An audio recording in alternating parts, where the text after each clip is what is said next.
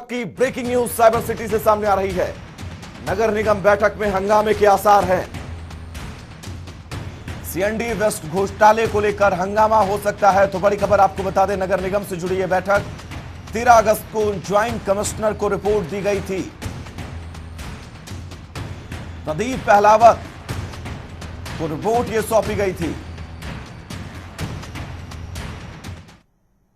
नगर निगम के सदन की बैठक थी और सदन की बैठक काफी हंगामेदार रही। तकरीबन 20 एजेंडों को आज की सदन की बैठक में रखा गया, जिसमें से तकरीबन जो पार्षद थे वो कहीं ना कहीं अधिकारियों की कार्यशैली से नाराज दिखे। हमारे साथ वो तमाम पार्षद भी मौजूद हैं जिन्होंने तमाम मुद्दों के ऊपर न केवल अधिकारियों की कार्यशैली को कटघरे में रखा, बल्कि बड़े सवाल उठाए कि जनता ने हमें प्रतिनिधि के तौर पर जरूर चुना था, लेकिन आज जब वे उनके मुद्दों को साकार नहीं कर पा रहे हैं, विकास कार्यों में कहीं ना कहीं जो अधिकारी हैं उनकी कार्यशैली कटघरे में खड़ी है, ऐसे में क्यों ना हम इस्तीफा सौंप दें। हमारे साथ दो पार्षद इस वक्त मौजूद हैं, ब्रह्म यादव और अश्विनी शर्मा। इन दोनों से जानने की कोशिश करेंगे कि ब्रह्म भाई, एक बार बताइए कि बीते 3 साल से 4 साल से नगर निगम के सदन का ये बैठक का सिलसिला चल रहा है। हालांकि 2008 में ये नगर निगम का गठन हुआ था। क्या मानते हैं कि सदन की बैठक में जितने एजेंडे उठाए जाते हैं, कोई कार्रवाई उन एजेंडों के ऊपर की जाती है? भाई साहब, ऐसा है, जो एजेंडे जो हमने आज तक दिए हैं, जितनी भी हमारी 15-16 मीटिंगें हुई हैं, जो भी हमारे 35 पार्षद है वार्ड के सभी गुड़गांव शहर के, लेकिन उनके एजेंडे यहाँ मीटिंग में दिखावा होता है। लेकिन मैं अपनी बता दूं, मुश्किल से 16 मीटिंग में मैंने 30 एजेंडे दिए होंगे, तो उनमें से 5 या 6 एजेंडे मंजूर हुए होंगे। क्योंकि नगर निगम के ऐसे हालात हैं, जब तक हम फाइलों को खुद लेके नहीं चलेंगे तब तक वो फाइलें मंजूर नहीं होती। एजेंडा वगैरह 35 पार्षदों में से किसी भी पार्षद से आप पूछ सकते हो, उनके भी करीबन 5-7 एजेंडे हुए होंगे अब तक। कारण क्या समझते हैं? क्योंकि अधिकारियों को आपने कहीं ना कहीं लताड़ लगाई नगर निगम कमिश्नर के सामने, मेयर के सामने। क्या कुछ कारण समझते हैं क्यों नहीं विकास कार्यों पर नगर निगम के अधिकारी ध्यान दे रहे हैं? भाई जब देखो, कमिश्नर साहब आए जो मुकेश पहूजा जी, उन्होंने पिछली हाउस की मीटिंग में भी ये कहा था, भाई जेई एसडीओ से आप सवाल मत करो, उसकी जिम्मेदारी मैं लेता हूँ। तो सभी पार्षदों ने विश्वास हुआ, भाई कमिश्नर साहब ने ऐसा बोला है तो कमिश्नर साहब इस चीज़ का कमिश्नर साहब जवाब देंगे।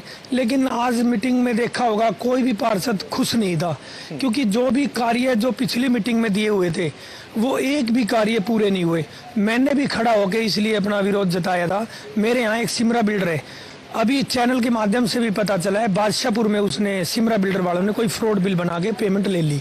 वही सिमरा बिल्डर है जो मेरे वार्ड के अंदर सरस्वती इंक्लेव है, उसके अंदर भी उसको टेंडर मिला था, लेकिन उसने कार्य नहीं किया, काम नहीं किया, उसको ब्लैक लिस्ट कर दिया। लेकिन कई सालों से मैं बार बार कमिश्नर, जो भी कमिश्नर आता है आश्वासन दे देता है, भाई उसको ब्लैक लिस्ट कर दिया है, टेंडर लगा देंगे। पिछली बार मुकेश जी ने भी ये बोला, 7 दिन का टाइम लिया था।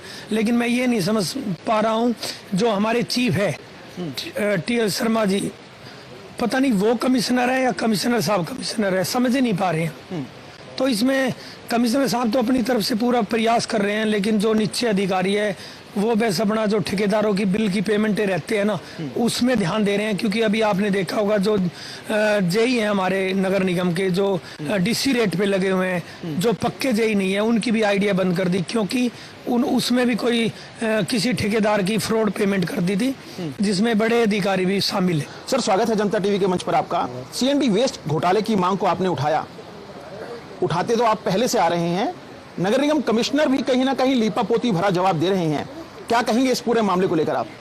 देखिए, जिस तरीके से सीएनडी वेस्ट का घोटाला हो रहा है, और ये कई करोड़ों का घोटाला है, सीएनडी वेस्ट को छोटा मोटा घोटाला नहीं है, इससे पहले भी बहुत घोटाले हो चुके हैं। मैं तो एक बात कहूँगा, पतनाला ऊपर से बहता है, पतनाला नीचे से नहीं बहता। तो कहीं ना कहीं इस घोटाले के अंदर मुझे चंडीगढ़ से बदबू आ रही है।